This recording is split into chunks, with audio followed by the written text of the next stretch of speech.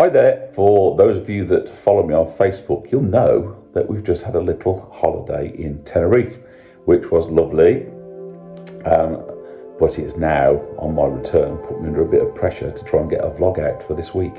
So I started looking at all those files, the files that I found. Again, those of you that are following me will know I've been having some nightmares. My data that is all on this little box is currently not available to me. It's this isn't been recognised by the PC. I think the stark reality is I don't know whether I've got the heart to go on with the YouTube thing. Shit. Okay. I don't want to do that. But that's like 5 months. Sorry, that's like, there's so much work in there that I can't just go and do that again. I can't just go and do it again. So looked at the next batch of files. There's too much work there to try and get something out of that for this week. But it did send me down a bit of a path looking for some old stuff to supplement those files, and I think I found a film that I did about 2 years ago, maybe 3 years ago, which I hadn't appreciated at the time. It was actually quite a good film, I think. So I thought I'll post that again because it does kind of complement what my next film will be about.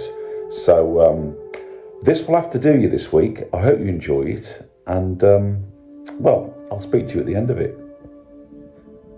So, welcome to Edgbaston Reservoir. This is part 2 of films that I'm doing on the reservoirs that feed the Birmingham Canal Navigations.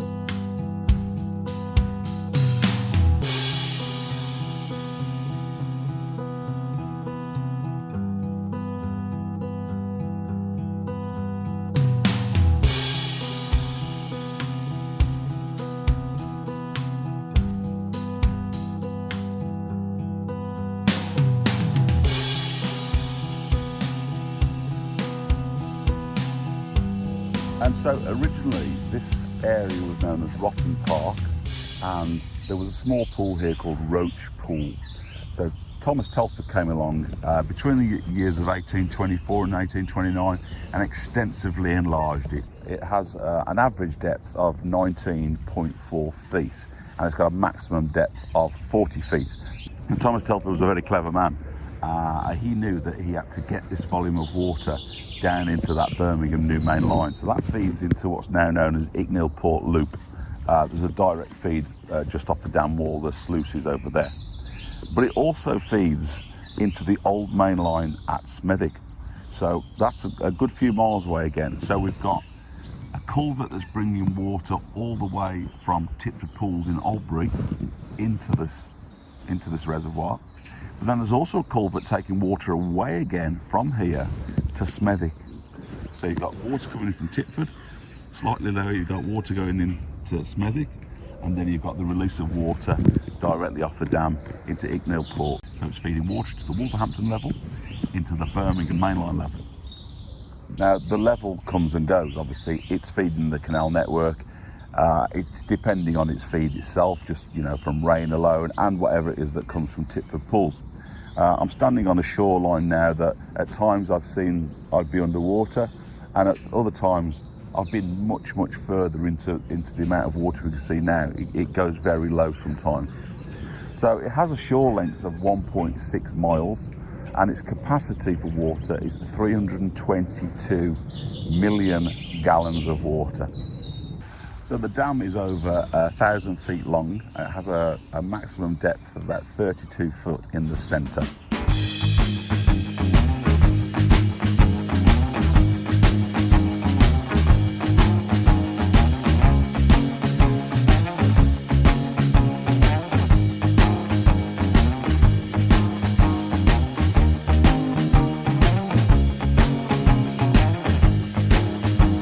Straight ahead, big grass bank.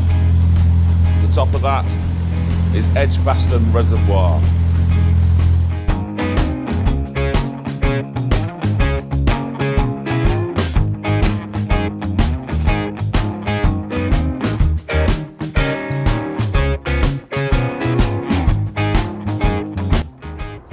There's the windings of a sluice. I'm not sure whether that's still operable or whether it's done automatically these days. The water would be released from the reservoir and it would go down through.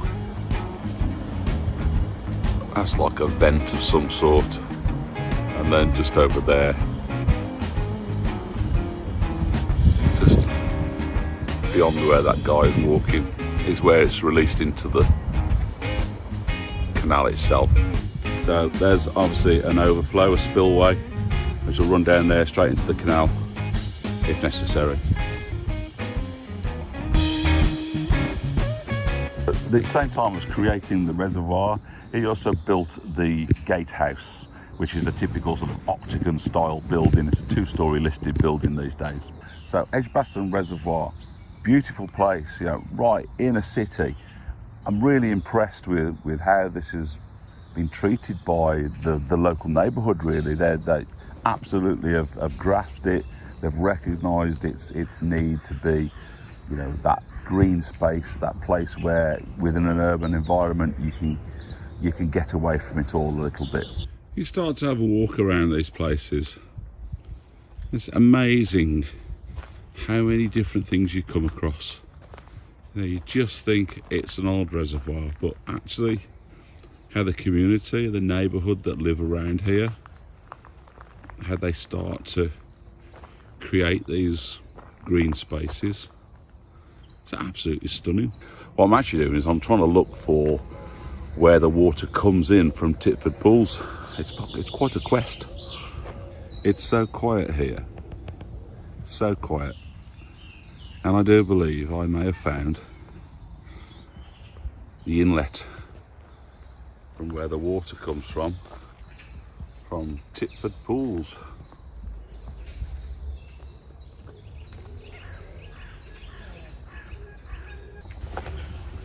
And so the bridge over the inlet is just like a standard canal bridge over a bit of cut.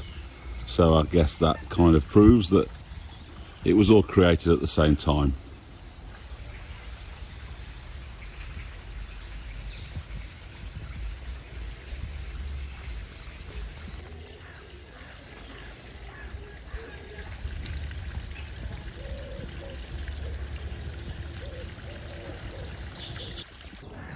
Now, back in those 1800s, the 1870s, as much as this had a commercial reason for being here, the population at the time grasped the potential benefits of having this in their town, in their city.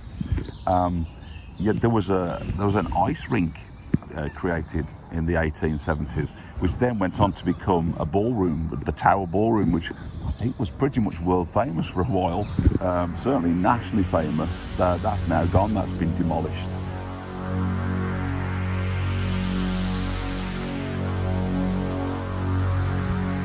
I just love how very quickly nature takes back what was once its own. Beautiful wildflowers in what used to be the Tower Ballroom site. Beautiful. Shame about this fence.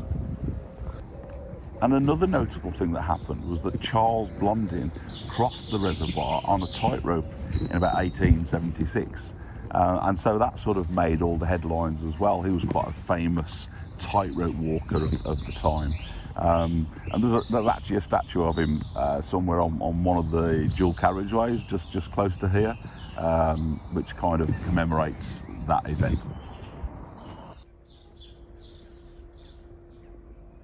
This now is a haven for angling, canoeists, kayaking, windsurfing, sailing, you name it, it's there. We've got T.S. Vernon, which is a sea cadets, and it's, you know, obviously been a lot of money put into that. It's kind of a brand new building.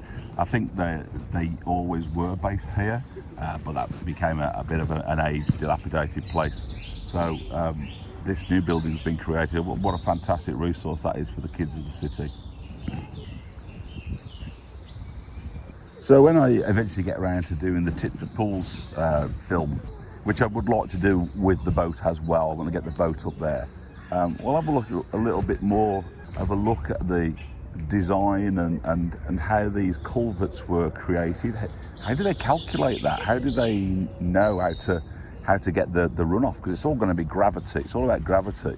And I don't think this place is a great deal lower than Titford. So it's got to be a very, very gradual slope down. So I'm very intrigued as to how that happened and what's the path of that culvert. Do you know what I mean? Where is it? Is it just all underground, or is it visible at times? You know, I'm very interested to find out exactly how that all works. And likewise, the one that's going back towards Smethwick, you know, where does that go from? I'm guessing there is a second sluice over on the dam wall. Whether that is the sort of exit of the water that goes back that way, I don't know.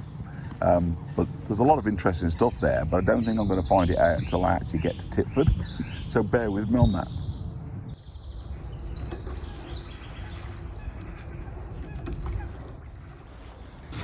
This is incredibly beautiful, and people of Birmingham or you know, further afield, come and have a little look at this place. Make the most of what is around us, because this is stunning.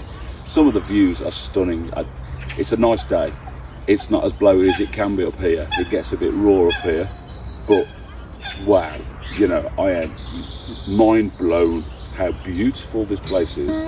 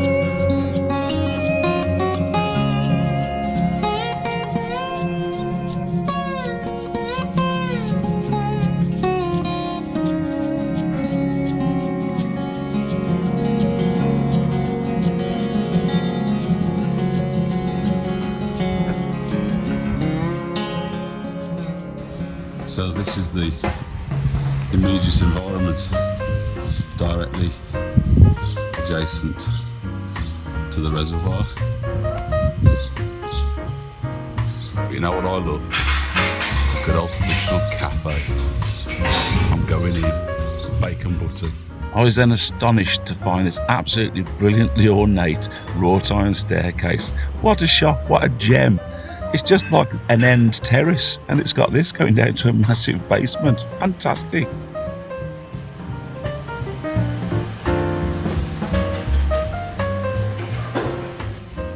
Now then, what should I have? Jacket potato? No. One of those? No. Hang on, where's that? Oh yeah, I'll have that big one there. I mean, I've worked so hard walking around that reservoir.